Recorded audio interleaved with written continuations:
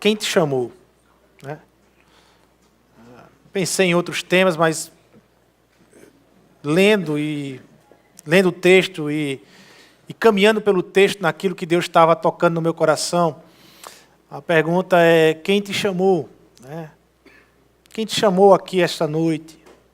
Né? Quem tem chamado você a ser bênção na sua casa, na sua família? Quem tem chamado você a todos os dias acordar e encarar o trabalho numa perspectiva diferente, de uma forma diferente?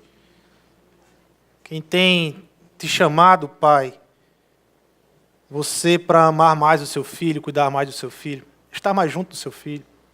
Quem tem te chamado, mãe, para você estar cuidando mais do seu filho, estar junto do seu esposo, olhando para a sua família, intercedendo e orando? Talvez algumas mães acordando pela madrugada e orando pela sua família. Quem tem nos chamado para viver essa realidade de vida aqui na terra? Foi achado, irmãos, a chave. Olha aí. Quem tem chamado você, né, para viver essa realidade de vida aqui na terra? Na minha vida, e logicamente na vida do meu irmão, na sua vida, meu irmão, tudo começou quando a gente teve a experiência do nascer de novo. Responder a essa questão, quem me chamou, tem a ver com a nossa experiência que nós tivemos de nascer de novo em Cristo Jesus. Há um texto muito conhecido nosso nas Escrituras sobre nascer de novo. Se encontra lá em 2 Coríntios, capítulo 5, a partir do 17. Ainda não é o nosso texto essa noite, mas aquele texto é muito forte. Ele vai dizer que aquele que está em Cristo é uma nova criatura. Tudo se fez novo. A ideia é realmente um nascer de novo, é diferente. Aquele que está em Cristo já não é mais a mesma pessoa antes de estar em Cristo. E aí ele dá algumas características. Aquele texto ele aponta talvez algumas características daquele que está em Cristo, daquele que nasceu de novo, daquele que passou por essa experiência de nascer de novo. Por exemplo, o texto vai dizer no verso 14 que se um morreu por todos, logo todos morreram. Então, quem tem a experiência de nascer de novo, morreu. Mas não é morte física que o texto está falando, porque todos nós estamos vivos aqui, fisicamente, mas é uma morte egocêntrica, é uma morte do eu. Ali, na hora que nós entendemos o Evangelho e decidimos seguir a Cristo, quem morre ali é o meu caminho, é o seu caminho. Quem morre ali é o seu reino, é o meu reino. Agora não é mais o meu caminho, mas agora é o caminho de Cristo. Agora não é mais o meu reino, é o reino de Deus. Então algumas coisas morrem quando nos encontramos com Cristo. O texto vai dizer que as coisas antigas já passaram, eis que tudo se fez novo, as coisas antigas já passaram, ou seja, é uma outra característica de que tem a experiência do nascer de novo. As coisas antigas ficaram. Aquilo que eu vivia, a minha vida que eu vivia antes de Cristo, agora é para trás. Eu não preciso carregar ela para viver com Cristo. Eu a abandono e começo a ter uma vida nova com o Senhor. O texto diz no verso 16 que a gente não vai considerar ninguém mais do ponto de vista humano.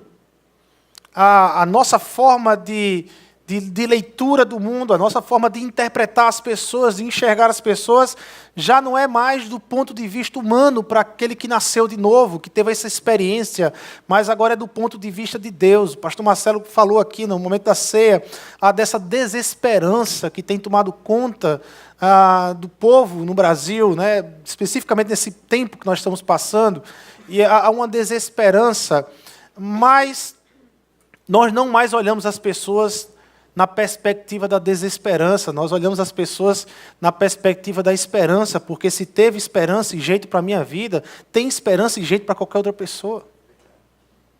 É a graça do Senhor. Né? E por fim, o texto diz que essa experiência nos faz embaixadores de Cristo. Reconciliando o mundo, nós nos tornamos embaixadores de Cristo. A verdade é que a vida do discípulo mudou muita coisa e tem mudado muita coisa desde o dia que nós nos encontramos com Jesus Cristo. E quando nos encontramos com Jesus Cristo, Ele nos propôs uma caminhada. Ele nos propôs uma viagem, uma caminhada. Como eu disse domingo passado, nós não estamos em casa, mas nós estamos a caminho de casa. Mas enquanto nós não estamos em casa e estamos a caminho de casa, existe uma proposta muito clara nas Escrituras para a gente vivenciar esse caminho. Enquanto eu estou indo, Deus me deu uma proposta de vida. E essa proposta de vida ela é missional. Essa proposta de vida tem a ver com o ID, fazer discípulos em todas as nações. Eu não fui chamado por Deus para estar solto. Eu fui chamado por Deus dentro de uma proposta de vida. A salvação chegou na minha vida e chegou na sua vida envolvida por um ID, envolvida por uma ordenância. Deus não te salvou para você ficar de domingo a domingo curtindo sua salvação. Deus te salvou para você ir e anunciar as boas novas dele. Essa é a proposta de vida para todo aquele que é discípulo de Jesus. Para todo aquele que confessa Jesus Cristo como Senhor e Salvador da sua vida. Mas certamente que nessa proposta de vida, nessa viagem que é a nossa caminhada aqui, cumprir o ID não é fácil. Ninguém vai dizer que ir e fazer discípulo não se trata de um desafio para todo discípulo de Jesus. É um desafio. É um desafio para nós. E não é fácil. Nós vivemos nessa viagem entre altos e baixos, em momentos em que estamos bem, em momentos que não estamos bem. Nós vivemos adversidades, como diz o apóstolo Paulo, tanto internas como externas. Às vezes a adversidade vem de fora, nós não temos o controle dela. Ela surge em nossas vidas, é uma doença, é um momento em que nos paralisa. Às vezes a adversidade ela vem interna, vem do nosso coração. É um coração desobediente, é um coração obstinado, é um coração meio que surdo a ouvir as palavras do Senhor. Mas o fato é que nós fomos chamados, em meio a essas adversidades, externas e internas, a viver uma missão, a viver o ID do Senhor. Porque essas viagens, muitas vezes, elas se tornam pesadas demais, ao ponto de alguns viajantes abandonarem a viagem. Porque essa viagem que Deus nos propõe, ela se torna tão pesada para alguns, ao ponto da gente mudar a rota, a gente sair do caminho. Eu creio que muito dessa resposta passa justamente pela pergunta que é o tema da noite. Quem te chamou? Você tem convicção de que Jesus te chamou? Você sabe que foi Jesus Cristo que lhe chamou para viver uma missão? Tem convicção? Você sabe quem é Jesus? Tem convicção de quem é Jesus? Esta é uma pergunta que ela não precisa ser respondida apenas no dia da nossa salvação, mas essa é uma pergunta que precisa ser respondida todos os dias que eu levanto de manhã, meu irmão. Todos os dias que eu me levanto, eu preciso esclarecer a minha mente, ao meu coração, que eu tenho um chamado, que eu sei quem me chamou, que eu tenho uma proposta de vida, que eu tenho uma missão sobre essa terra aqui, que Deus me chamou e chamou você para ser instrumento de bênção dele aqui nessa terra. E que se não for para ser instrumento de bênção dele aqui nessa terra, Senhor, me tire daqui. Porque eu não sirvo, então é melhor estar junto com o Senhor, já vivendo uma realidade diferente. Mas eu preciso entender todos os dias que Deus me chamou para ser instrumento de bênção dele aqui nessa terra. Eu tenho que ser bênção para minha esposa.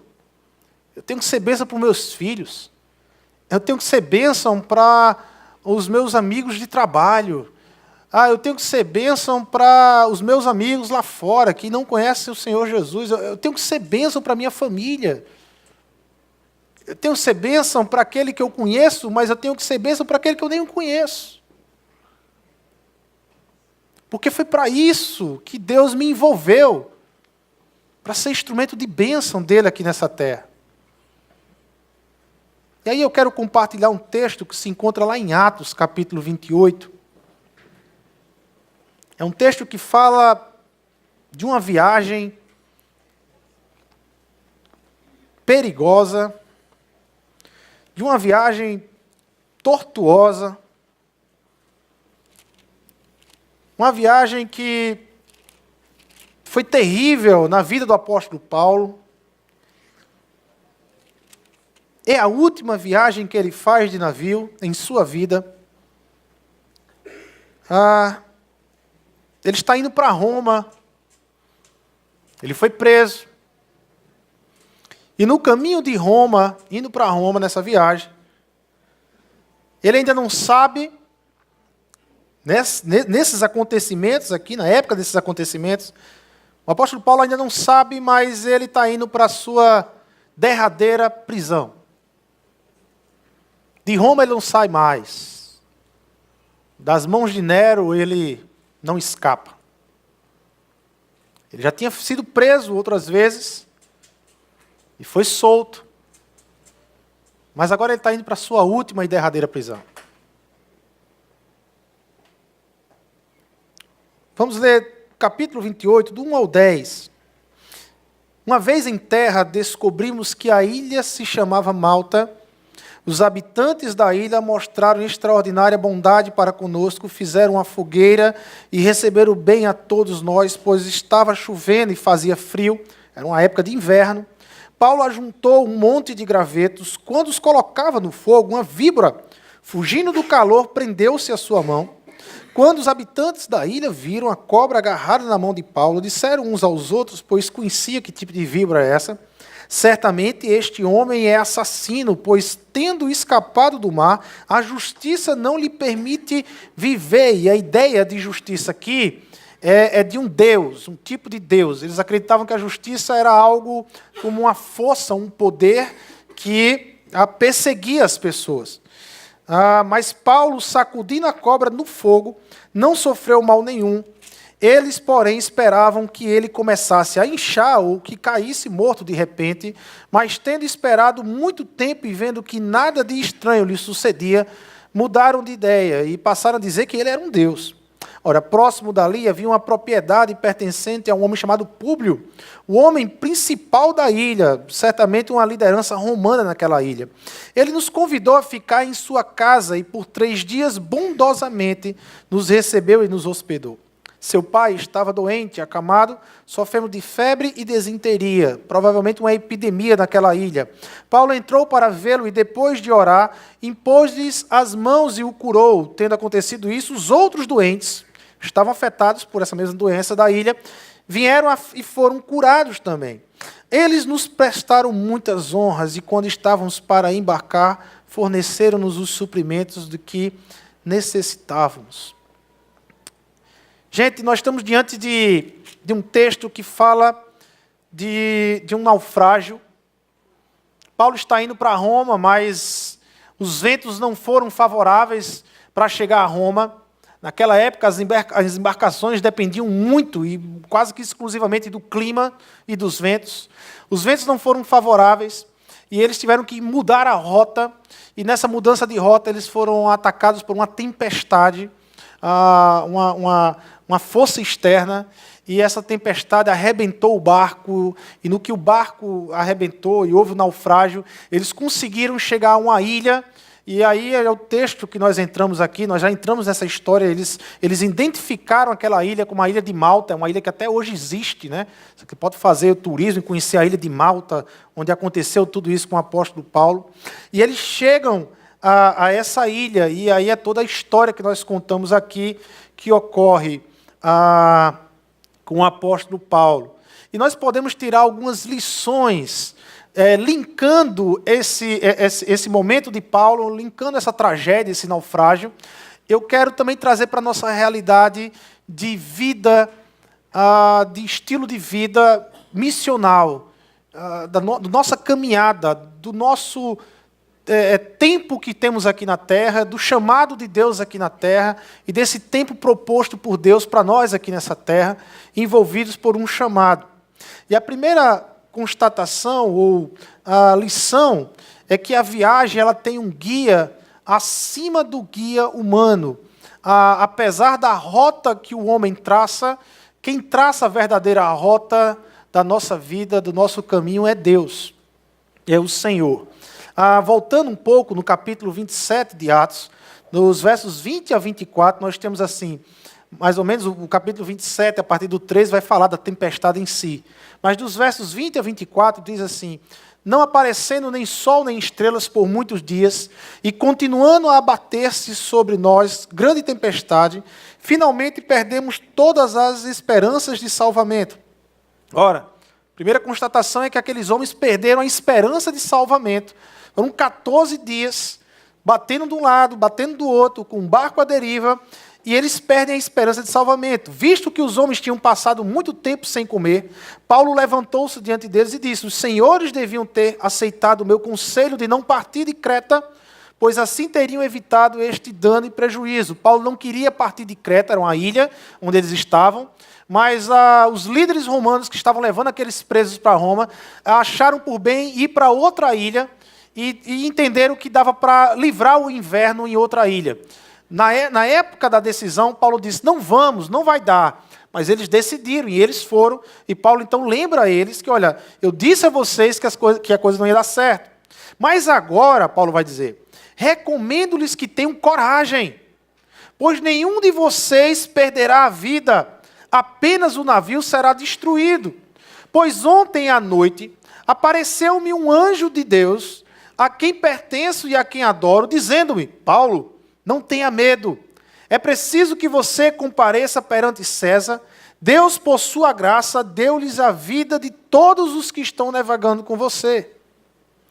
Em meio à desesperança daquela tripulação, em meio àquela situação de abatimento, o texto vai dizer que aquele povo já havia perdido a esperança da salvação, mas em meio a isso, Paulo vai lembrar para ele mesmo, mas também vai lembrar para aquelas pessoas de que quem tem o controle da rota, quem tem o controle da situação, não eram eles, mas era Deus.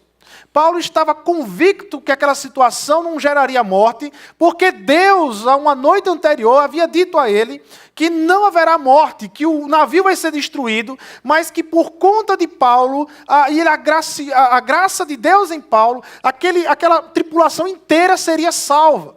E Paulo então estava falando para aquele povo as boas novas de que, olha, vocês não vão morrer, mas vocês vão viver. A Bíblia nos informa por várias vezes esse tipo de situação de que Deus é soberano e Ele está no controle de todas as coisas.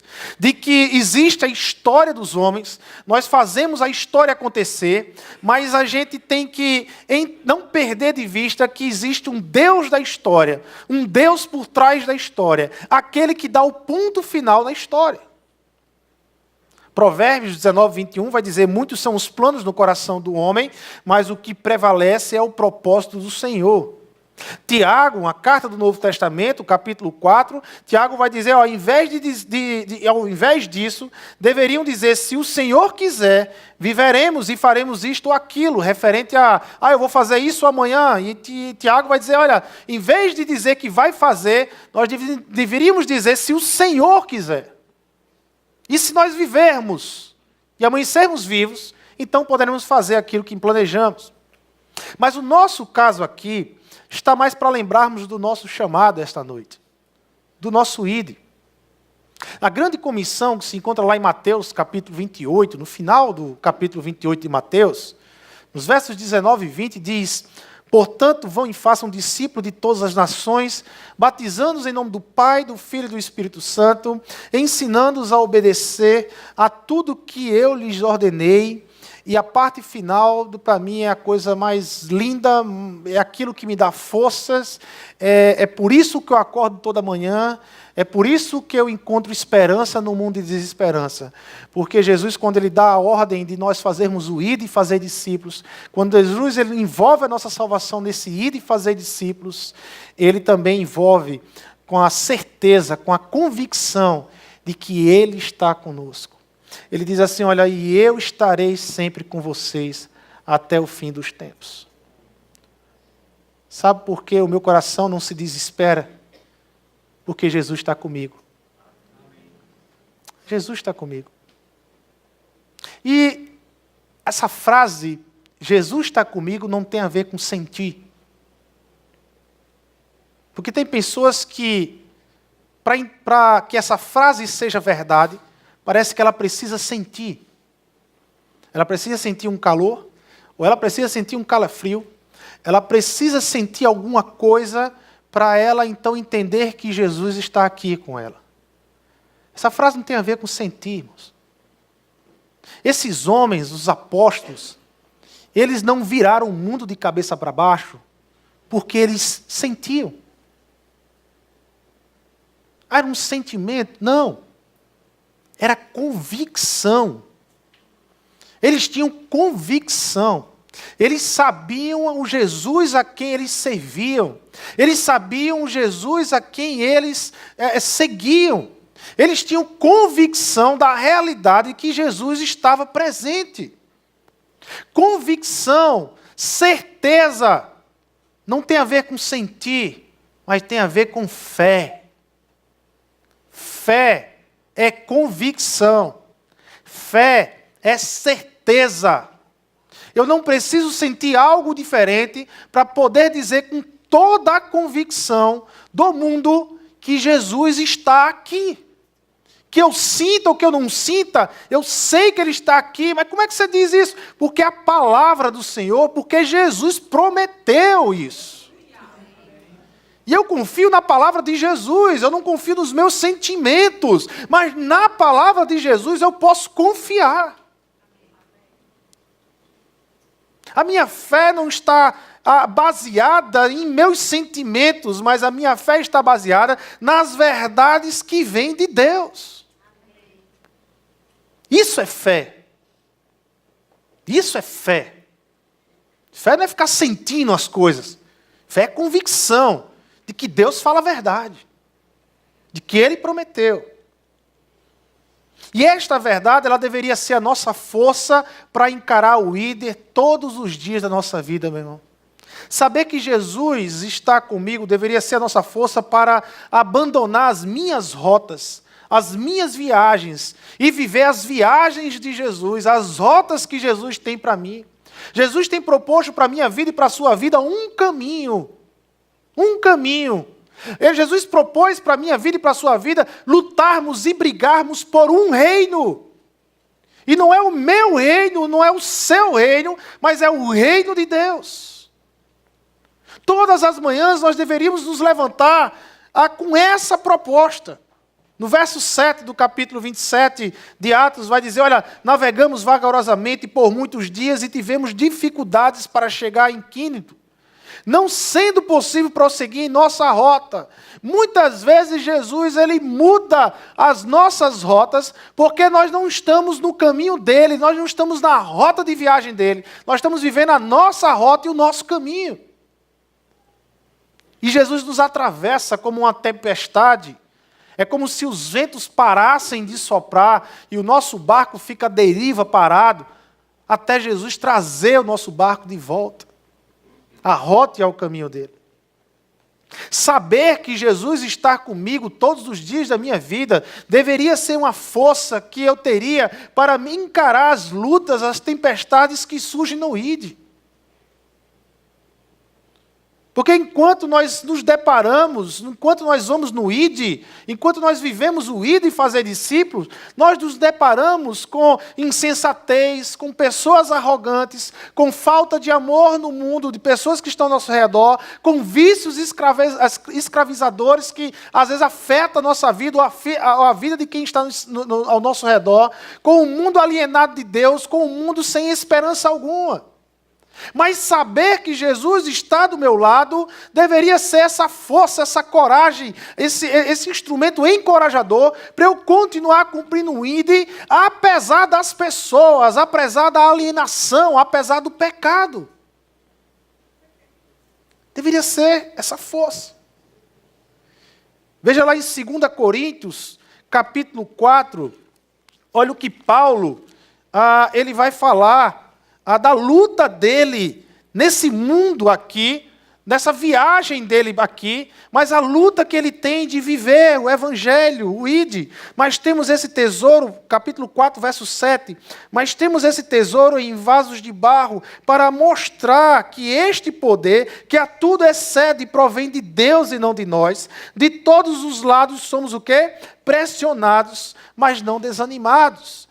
Ficamos perplexos, mas não desesperados. Somos perseguidos, mas não abandonados. Abatidos, mas não destruídos. Trazemos sempre em nosso corpo o morrer de Jesus, para que a vida de Jesus também seja revelada em nosso corpo. Ele conclui lá no verso 18, assim fixamos os olhos não naquilo que se vê, mas no que não se vê, pois o que se vê é transitório, é passageiro, vai acabar, mas o que não se vê, ele é eterno. Eterno. A luta. O que Paulo está dizendo é, olha, viajar nessa perspectiva de cumprir a missão é luta, gente. Se Deus nos salvasse por meio da graça e só nos salvasse, seria maravilhoso. Imagina! Todo domingo a gente vinha aqui, cantava louvores, recebia a palavra do Senhor, sentadinho aqui, ia para nossa casa, no outro dia nós amanhecíamos, ia brigar pela vida de quem? Íamos lutar pela vida de quem? Pelas nossas vidas, construir as nossas vidas, construir os nossos reinos, andar pelos nossos caminhos, e estávamos salvos, está tranquilo. Mas aí Jesus ele resolve engrossar o caldo. E ele só apenas não nos salva, mas aí ele diz, olha, andar comigo não é só ser salvo. Além de ser salvo, você vai ter que proclamar salvação. E é aí onde pega a coisa. Não é só ser salvo, é proclamar a salvação. Porque aí Jesus tira da gente da zona de conforto. Eu não quero vocês sentados. Eu não quero vocês confortáveis nessa vida aqui. Eu não quero que a coisa... Não, é desconfortável. Como a gente falou domingo passado, nós não estamos no nosso mundo, nós estamos indo para o nosso mundo, mas não é o nosso mundo aqui. E viver o Evangelho nesse mundo aqui é desconfortável. É doloroso, muitas vezes. Mas é a proposta de Jesus. E o que ele promete para a gente? Vida boa? Não. Mas ele promete uma vida gloriosa. O que nos espera é uma vida gloriosa. Mas aqui, quem decide viver o Evangelho, quem decide fazer do ID um estilo de vida, não vai ter vida confortável. Não vai ter. Não vai ter. Saber da presença de Jesus em nossas vidas deveria nos dar força para revelarmos a graça de Deus. Paulo revelou a graça de Deus no meio daquele tumulto todo, no meio da desesperança, o povo gritando, você imagina um naufrágio, e de repente Paulo diz, olha, tenham coragem, porque o Deus que eu sirvo disse que nenhum de vocês irá morrer nesse naufrágio. No meio da desesperança, Paulo vai falar da boa notícia que vem da parte de Deus. Nós deveríamos ter coragem de todos os dias darmos as boas notícias da parte de Deus. Nós fomos chamados para dar as boas notícias da parte de Deus. E o que deveria ser instrumento de coragem é saber que Jesus está comigo em todos os momentos da minha vida. Senhor, eu não sei como dar as boas notícias, eu tenho dificuldade, mas ajuda, porque eu sei que o Senhor está aqui, me ajuda, eu quero dar as boas notícias da sua parte. O que é que significa para você ter Jesus com você? Já parou para pensar isso? Gente, a gente olha muitas vezes e pasmem, é crentes, eu estou falando de crentes, de cristãos, que em vez de abrir a boca para dar boas notícias, da boca saem más notícias. E hoje nós temos uma boca a mais, né? Além da nossa boca, agora se criou na nossa época, no nosso tempo hoje, uma boca a mais, que é as redes sociais. Gente, o que tem de crente em rede social, dando má notícia, abrindo a boca para dar palavras, em vez de abençoar, a amaldiçoar vidas e pessoas, independente de que seja ou de quem seja. É pecado. Sabe qual é a palavra disso aí? Pecado. Crente que usa as redes sociais para pecar, todos os dias dando palavras de maldizentes. Usando sua boca não para ser bênção, mas para ser maldita nas redes sociais. Seja lá contra quem for você estiver falando. Se você está maldizendo alguém, você está em pecado. Você precisa se arrepender e voltar para os caminhos do Senhor. Isso é pecado, gente. A gente quer amenizar a coisa. Ah, não, mas contra fulano pode. Não pode. Porque eu e você, nós não fomos chamados para amaldiçoar ninguém. Ninguém. Lógico que a minha palavra aqui é para discípulos de Jesus. Estou falando para você que é discípulo de Jesus. Ninguém. Absolutamente ninguém. A nossa viagem aqui, ela tem uma missão. Apesar do que as pessoas pensam de nós. Porque uma hora elas possam pensar uma coisa boa, outra hora elas podem mudar de opinião, mas apesar das mudanças de opinião, porque as pessoas são muito transitórias em suas opiniões, nós temos uma missão. E é a missão que nos norteia. Os versos 2, 4 e 6 do capítulo 28 vai dizer o quê? Que os habitantes da ilha logo mostraram extraordinária bondade para conosco. Os habitantes cuidaram de Paulo. Mas logo depois, quando Paulo foi picado por uma cobra, o que é que os habitantes pensavam de Paulo? Que ele era um assassino, que nem a justiça queria estar com ele. Mas logo depois que Paulo não morreu por causa da picada de uma cobra venenosa, de uma víbora venenosa, e Paulo não morreu, o que é que eles pensavam de Paulo? Eles mudaram o pensamento. Paulo agora não é mais um assassino, Paulo agora é um tipo de Deus. E as pessoas que se relacionam conosco, muitas vezes elas mudam de opinião de acordo com o que vê na gente, de acordo com o que está lendo sobre a gente. Uma hora, de repente, ela diz assim, isso aqui é um falso. Outra hora ela pode dizer, isso aqui é um homem de Deus. Porque dependendo das atitudes do que acontece, as pessoas vão mudando a sua opinião. Mas independente da opinião das pessoas, Paulo estava focado na missão. Na missão. E a gente tira alguns ensinamentos aqui.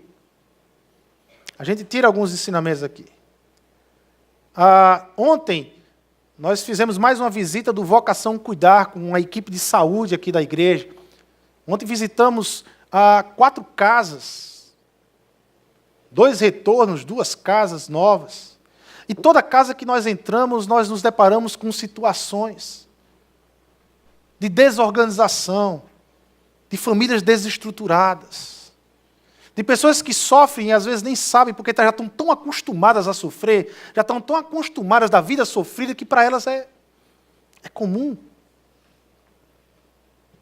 Todas as vezes que nós saímos dessas visitas, nós saímos com uma demanda, não só de atendimento, mas nós saímos com uma demanda de oração gigante. De orar por cada casa, de orar por cada vida, por cada situação. De pedir a Deus sabedoria e restauração naquelas famílias.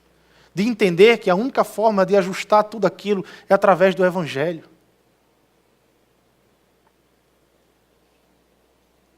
O que é que uma pessoa lá fora, ela espera de um discípulo de Jesus?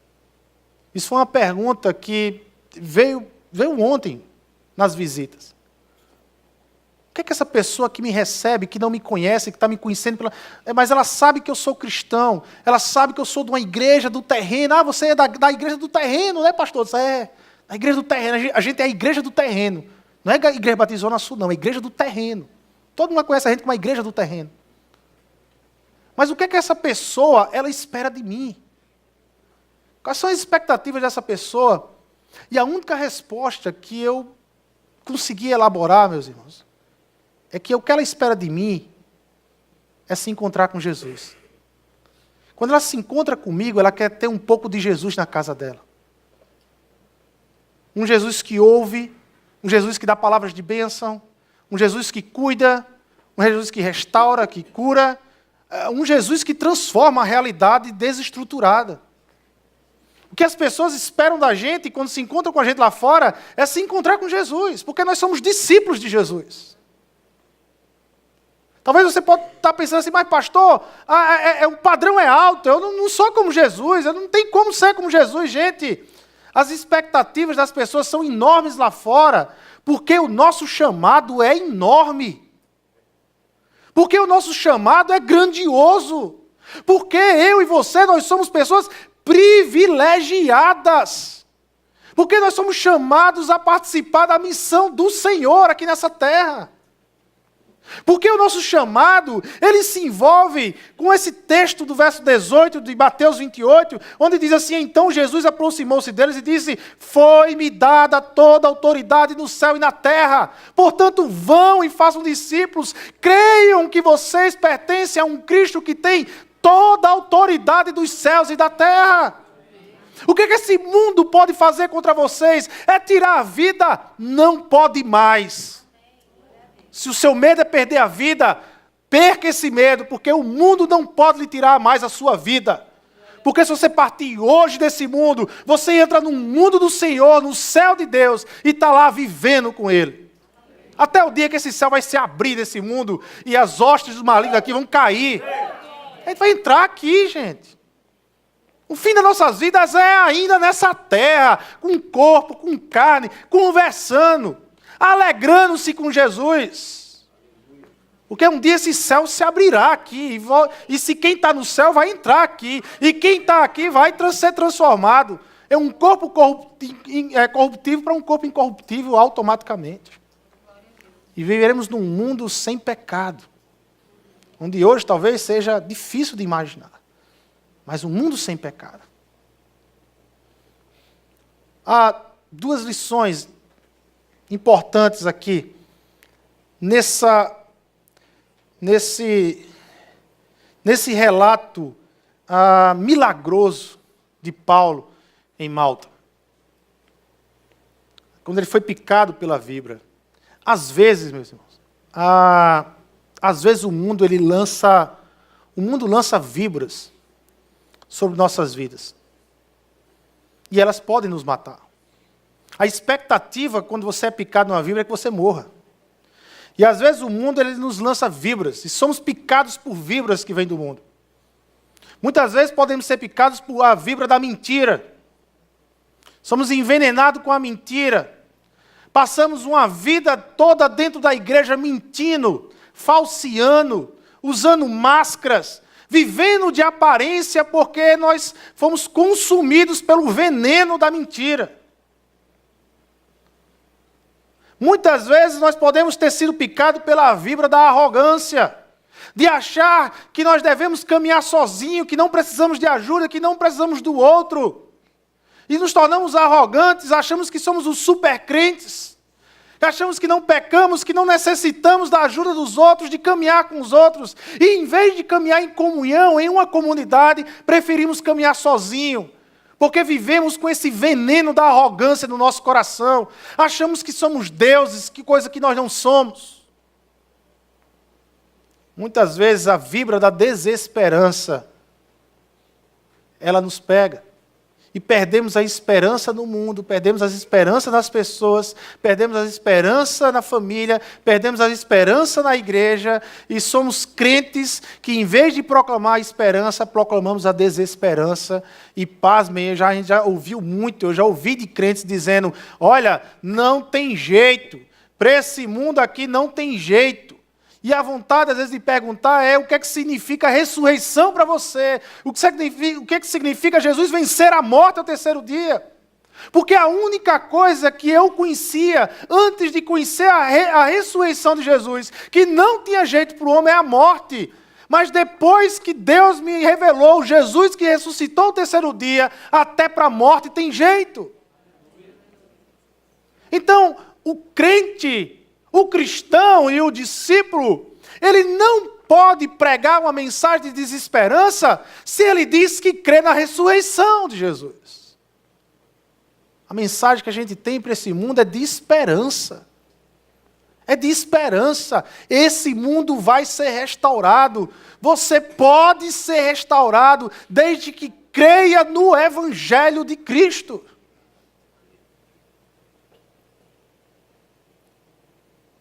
O que é que eu preciso fazer, então, para me livrar do veneno que muitas vezes eu carrego na minha vida? Você precisa fazer como Paulo fez. Paulo ele jogou a víbora no fogo. E você precisa jogar o pecado que você vive. Você precisa jogar esse veneno que você vive no fogo. Se o veneno que está te consumindo é a mentira, joga esse veneno no fogo da verdade, meu irmão. Jesus é a verdade. Começa a pagar o preço pela verdade. Para de viver duas agendas e vai viver uma agenda. Seja transparente, seja você mesmo. Com falhas, com defeitos, com dificuldades. Mas diga, olha, apesar das minhas lutas, das minhas falhas, dos meus defeitos, eu quero viver para Jesus Cristo. Eu creio que Jesus pode mudar a minha vida. Mas não fica querendo jogar máscaras. Joga a sua arrogância no fogo da humildade, no fogo do serviço. Crente que não serve, crente que não presta serviço, crente que não olha para o outro com o pressuposto de servi-lo. Nós nascemos para servir, nós somos chamados para servir. Servir os da casa, servir os de fora, servir o mundo. Nós somos mordomos de Deus aqui nessa terra. Cuidamos da criação. O serviço. Como é que eu posso matar o veneno da desesperança? Jogando no fogo da esperança. 1 Pedro, capítulo 1, verso 3. Olha o que é que diz o texto, 1 Pedro 1, 3. Bendito seja o Deus e Pai de nosso Senhor Jesus Cristo. Conforme a sua grande misericórdia, Ele nos regenerou para uma esperança o quê? Para uma esperança viva. Por meio de quê, irmãos? Como é que essa esperança viva chega até nós, chega até a minha vida, chega até a sua vida? Pedro vai dizer que é por meio da ressurreição de Jesus Cristo dentre os mortos. O fogo da esperança nasce na ressurreição de Jesus.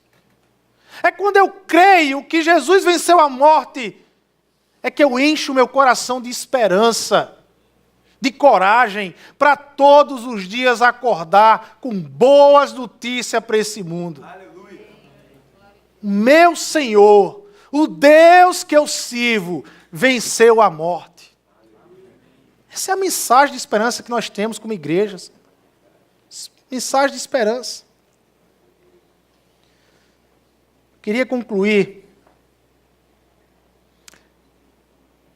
que esse naufrágio, ele tinha tudo para ser uma história triste, uma história de desesperança, de derrota na vida. Mas não foi assim. Não foi assim. O naufrágio de Paulo termina Paulo servindo. O naufrágio de Paulo, essa experiência de Paulo, termina Paulo, o texto é fantástico, porque Lucas faz questão de terminar o texto mostrando aquilo que Paulo é. Aquilo pela qual ele nasceu para ser. Ele nasceu de novo para ser isso. É isso que Lucas está dizendo. Então para Paulo é natural viver isso, porque isso é a vida dele. E o texto termina dizendo que Paulo visita a casa de um proprietário. E quando chega na casa desse proprietário, está lá o pai, deitado numa cama, doente. E Paulo cura. Depois outros da ilha ficam sabendo que Paulo curou. E vai atrás e Paulo cura. O que é que Paulo estava sendo? Paulo está sendo boa notícia. Paulo estava sendo instrumento de Deus, como bênção naquela ilha. Você sabe, a vida tem naufrágios. Certamente vai ter lutas na sua vida, meu irmão. Não vai ser fácil viver o evangelho aqui. Mas se tão somente, você fazer de ser bênção o seu estilo de vida, você vai estar adorando e glorificando a Deus todos os dias. Todos os dias você se levanta e dizendo assim: Senhor, eu quero ser a sua bênção hoje, na vida de pessoas, na vida do meu marido, na vida da minha esposa, na vida dos meus filhos, sabe, na vida dos meus amigos de trabalho, da universidade, da escola. Eu quero ser bênção, porque foi para isso que eu nasci de novo. Para isso que eu nasci de novo. Então, podermos chegar no final da nossa vida e dizer, como o apóstolo Paulo disse, lá em 2 Timóteo capítulo 4, nos despedir dessa viagem, desse caminho, mas nos despedir assim: combati o bom combate, terminei a corrida, guardei a fé. Agora me está reservada a coroa da justiça, que o Senhor, justo juiz, me dará naquele dia. E não somente a mim, mas também a todos os que amam a sua vinda. Essas são palavras de um homem que estava prestes a ser decapitado. Certa vez eu ouvi uma mensagem de um grande homem de Deus chamado Hernandes Dias Lopes, Reverendo Hernandes. E ele falando sobre a vida de Paulo, e ele termina contando no final, e falando sobre Paulo e sobre a decapitação de Paulo, né? E ele meio fez a gente viajar. Ele disse que no dia da decapitação de Paulo, o carrasco, aquele que trazia o prisioneiro da masmorra e levava até a execução, o carrasco entrou na masmorra e gritou: prisioneiro Paulo! Prisioneiro Paulo! Então Paulo diz: olha, eis-me aqui. Eis-me aqui. O carrasco pegou Paulo, levou para o lugar da execução, cortou a cabeça de Paulo. E naquele dia, Hernandes termina a palavra, eu não me esqueço nunca. Naquele dia caiu um mártir aqui na terra, mas subiu um príncipe no céu.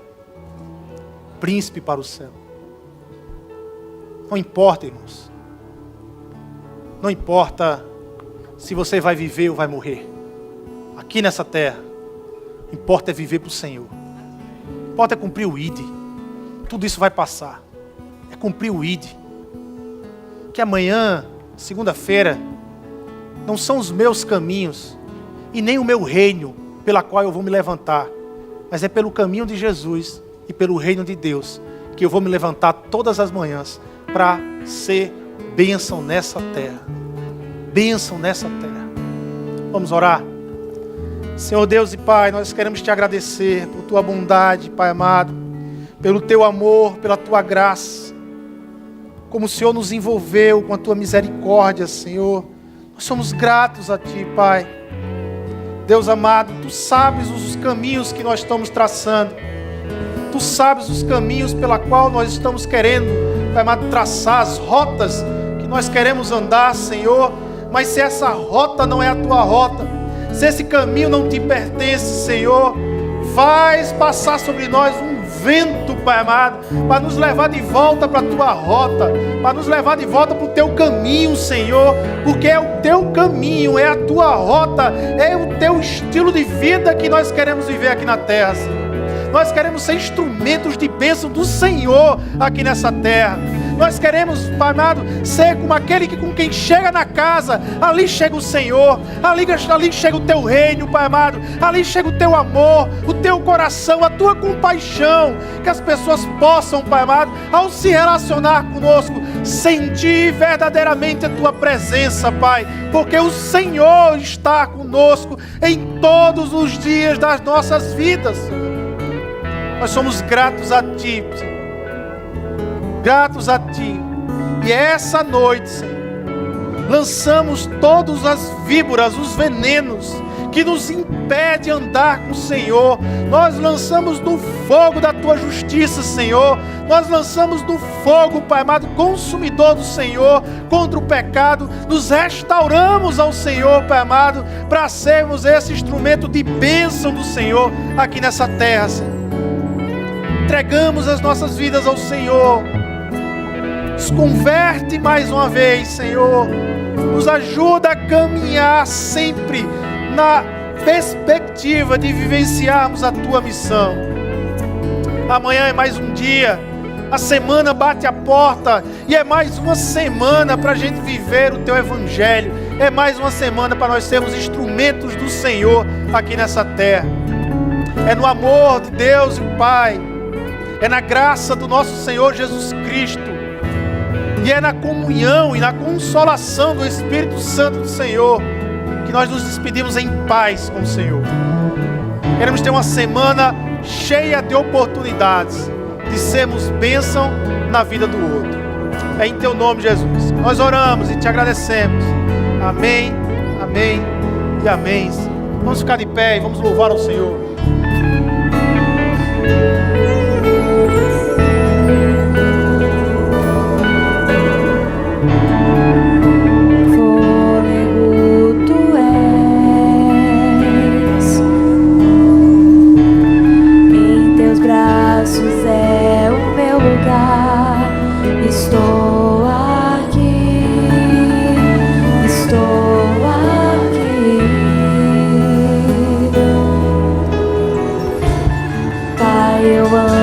Sua presença, Teu sorriso é vida em mim. Eu seguro em Tuas mãos, confio em Ti, confio em Ti.